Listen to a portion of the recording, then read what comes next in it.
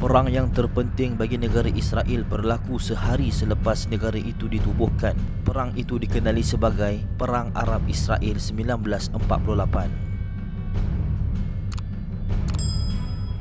Setelah PBB meluluskan Resolusi 181 pada hujung November 1947, British telah mengumumkan akan mengakhiri mandat ke atas Palestin setahun kemudian.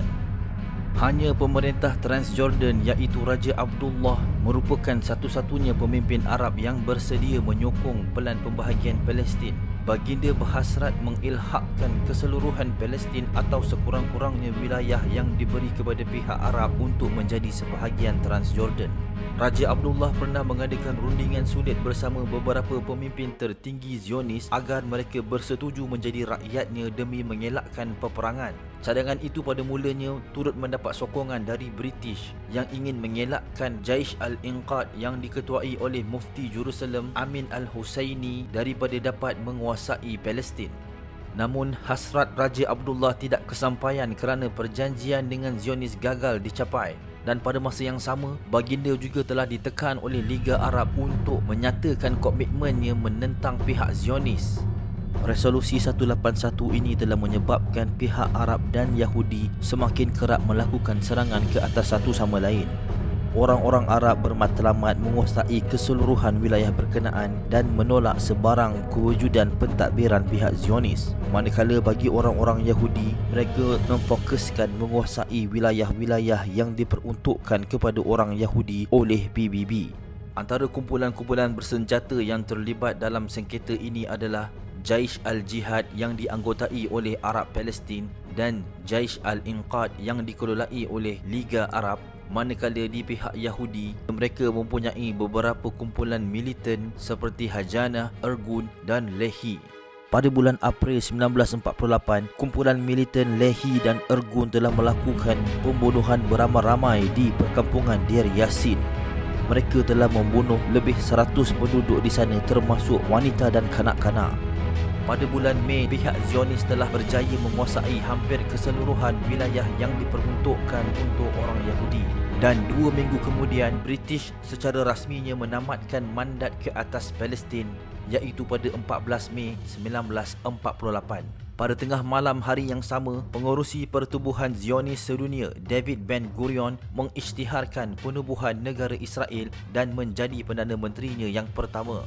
Sejurus pengisytiharan tersebut, Amerika Syarikat merupakan negara terawal mengiktiraf penubuhan Israel. Presidennya ketika itu, Harry S. Truman, telah mengiktiraf Israel sebagai sebuah negara yang sah hanya 11 minit selepas penubuhannya.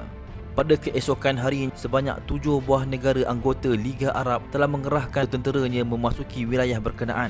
Negara-negara Arab itu adalah Mesir, Jordan, Iraq, Syria, Lebanon, Arab Saudi dan Yaman. Walaupun melibatkan 7 buah negara, tetapi setiap daripadanya hanya menghantar sejumlah kecil pasukan tentera. Arab Saudi dan Yaman hanya menghantar sekitar 100 hingga 400 tentera sebagai bantuan. Liga Arab yakin mereka mampu menguasai Palestin dan mengalahkan Zionis dalam masa yang singkat. Dan sememangnya pada peringkat awal perang ini meletus, pihak Arab dilihat akan menguasai wilayah berkenaan dengan mudah. Namun, keadaan berubah apabila rayuan oleh PBB supaya genjatan senjata sementara diaktifkan dengan harapan perang itu dapat dihentikan serta membolehkan bantuan diberi kepada orang-orang awam yang terperangkap. Genjatan senjata sementara telah dilakukan sebanyak 2 kali dalam perang ini. Pada kali pertama ia dilakukan, kedua-dua pihak telah melanggar peraturan genjatan senjata kerana melakukan aktiviti ketenteraan. Namun, pihak Zionis telah memanfaatkan tempoh aman ini apabila mereka menambah 2 kali ganda pasukan tentera mereka dengan merekrut pejuang-pejuang luar serta menyeludup senjata dari Eropah. Sedangkan di pihak Arab, mereka kembali bertelagah tentang siapakah yang layak menguasai Palestin. Antara perbalahan Arab adalah pada bulan September apabila Liga Arab melalui Mesir menubuhkan kerajaan seluruh Palestin dan melantik Perdana Menteri serta presidennya yang merupakan proksi Mesir. Keputusan tersebut dibantah keras oleh Raja Abdullah yang bertindak menubuhkan Kongres Palestin pertama sebagai pemerintah Palestin. Transjordan mampu bertindak sedemikian kerana mereka mempunyai skuad tentera elit yang merupakan skuad tentera terbaik di antara negara-negara Arab lain. Dalam perang ini, Israel telah berjaya mengalahkan kesemua negara-negara Arab kecuali Transjordan yang berjaya menguasai wilayah tebing barat. Pada awal Januari 1949, Mesir telah dikalahkan dalam pertempuran di Rafah. Mereka akhirnya telah kehilangan penguasaan ke atas genting Gaza. Keadaan tersebut telah menyebabkan Mesir menawarkan genjatan senjata dengan pihak Israel agar mereka diberikan penguasaan ke atas genting Gaza tanpa menempatkan tenteranya di sana. Perjanjian perdamaian seperti Mesir diikuti oleh Lebanon pada Mac, Transjordan pada April dan Syria pada Julai. Setelah perang ini tamat, Israel menguasai sebanyak 60% kawasan yang diperuntukkan kepada orang Arab. Wilayah Gaza juga hanya dikuasai oleh Mesir setelah Israel bersetuju untuk mengundurkan tenteranya hasil daripada perjanjian perdamaian.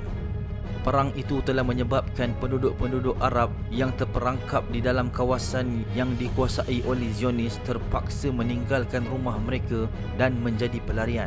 Dianggarkan hampir 1 juta penduduk asal Palestin terpaksa mencari perlindungan di negara-negara luar dalam peristiwa yang dikenali sebagai Al-Nakba.